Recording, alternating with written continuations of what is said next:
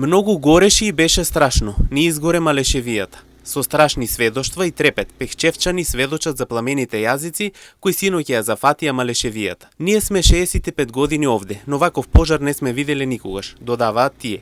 И велат дека ваквите случаи се причините од човечки фактор. Многу. Па се изгоре, гледа тоа буковик што е билите дробове на малешевијата што се викат, това се ојде. Не може само од себе да се запали. Живеа, јас сам 65 години тука во Пекчево.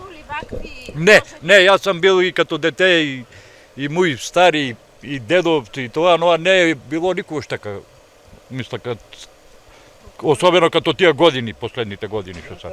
Према Буковик, тука горе Смолмирски паркачо го викаме, горе Белије камен, горе Црндол, това горама, това е ододавна, това може да има 10 години.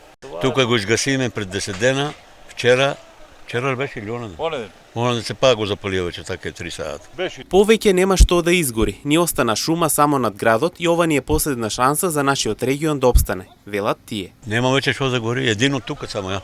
Зад Пекчево од Болванта што е здравен дом, ако фане Равноборе што го викаме, значи тоа не е последна шанса за Пекчево да обстане. И тоа ако го запалите, значи нема да спас. Тука, лани тука многу изгоре. Према Делчево. И вчера се бале, не се гледаше Пекчево. А толку чурло, тие се борова шума, не буката не гори, а боровата шума и смрки, тоа се е до земјата и треба многу сува има. И тоа се највеќе тоа направи сувата трева и многу е топло.